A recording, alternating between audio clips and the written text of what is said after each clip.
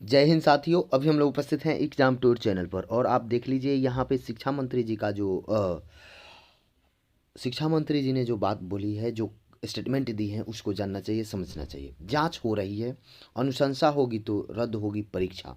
BSSC परीक्षा के प्रथम पेपर का प्रश्न पत्र लीक मामले की जांच की जा रही है। प्रश्न पत्र लीक से परीक्षा प्रभावित होने का मामला सही पाया जाएगा तो रद्द होगा। प्रोफेसर चंद्रशेखर जी हैं, जो कि शिक्षा मंत्री बिहार सरकार के हैं।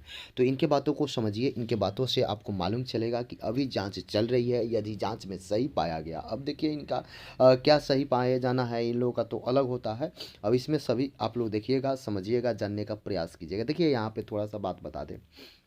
अगला क्या है, 8 साल बाद हुई थी स्नातक स्तरीय परीक्षा। ये 8 सालों से लगातार बच्चों का ड्रीम था कि मैं भी गरीब तबके का बच्चा हूँ, मैं भी सचिवालय सहायक में चला जाऊंगा यदि साफ सुथरी एग्जाम होगी तो। देखिए बीएसएससी स्नातक स्तरीय परीक्षा इससे पहले 2014 में हुई थी। 8 साल के बाद यह परीक्षा हुई थी। इसका भी पेपर लीक हो गया। इस बार शुक्रवार को 2 पाली और शनिवार को एक पाली में 2187 पदों के लिए परीक्षा हुई थी।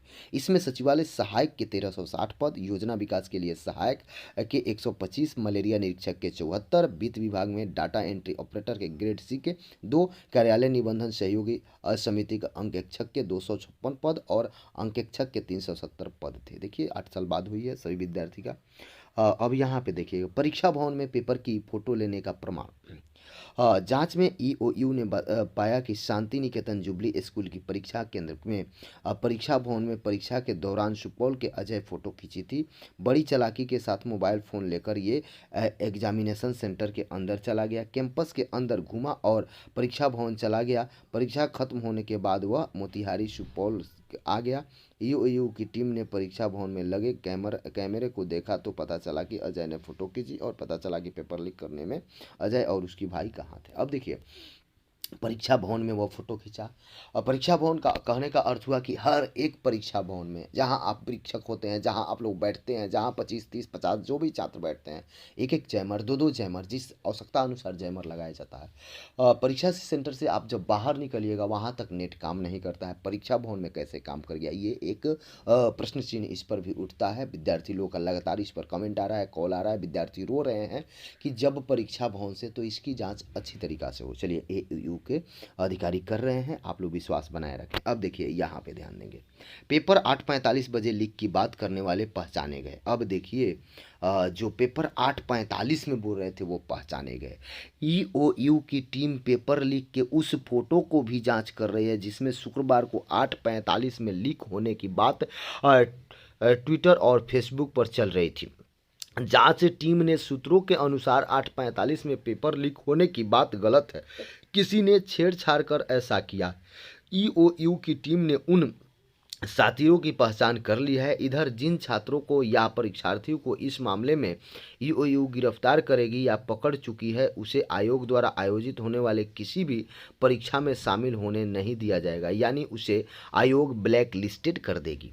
यदि इस ईओयू के टीम के द्वारा किसी भी छात्र यदि पकड़े जाते हैं तो उनको आयोग ब्लैक लिस्टेड कर देगी, उनको किसी भी एग्ज़ाम में शामिल नहीं किया जाएगा। ये जैसा कि आयोग के द्वारा है, यानी उसे ब्लैक लिस्टेड कर देगी। बड़ा सवाल यह है कि परीक्षार्थी कैसे मोबाइल लेकर परीक्षा भवन तक पहुँचे। ये बड़ा सवाल है कि परीक्षार्थी कैसे मोबाइल लेकर परीक्षा तक पहुँचे, उसकी तलाशी क्यों नहीं ली गई। सबसे ज़्यादा परेशानी परीक्षार्थियों को होती है जो महीने सालों तक परीक्षा की तैयारी करते हैं और मेहनत मेहनत उनके चली जाती है, फानी फिर जाती है। देखिए इसको बताने का मकसद ये है कि आप लोग भी जानिए किस तरीक़ा से जांच होता है। क्या आप भी भविष्य में अधिकारी बनेंगे तो आप भी अच्छे से काम करें। किसी भी प्रकार का मेरा ये बार बार आप लोगों से रहता है कि आप जिस पोस्ट पर जाएं अच्छा से काम करें, समाज के लिए, देश के लिए। और एक बात ध्यान में रखें, कभी भी छात्र हित में ही काम करें, छात्र के अहित में ना काम करें। चूँकि आज आप छात्र हैं, कितना कष्ट लग रहा है, कितना दुख लग रहा है, तो उसी दुख दर्द को वहाँ भी आप लोग ध्यान में देंगे।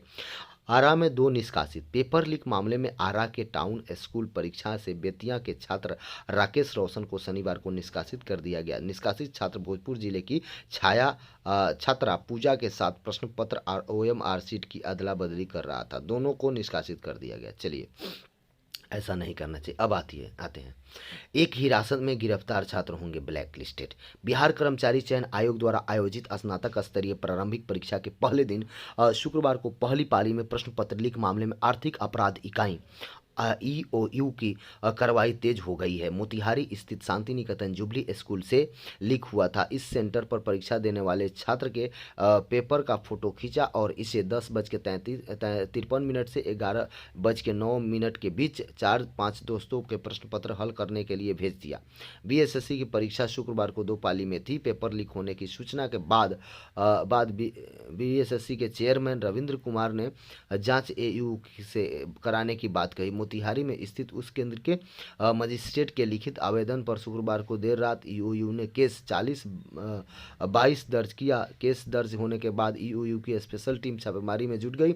सूत्रों के अनुसार टीम ने मोतिहारी, सुपौल व पटना के आदि क्षेत्रों में कई जगह गिरफ्तारी कर ली है। गिरफ्तार होने वाले सुपौल व अन्य के जगह भी इसी फोटो में खींचकर भेजा था। पुलिस ने इस मामले में अब तक 4 लोगों को गिरफ्तार कर के साथ साथ एक को हिरासत में लिया है। यानी पुलिस ने 4 लोगों को गिरफ्तार किया है, एक को हिरासत में लिया है।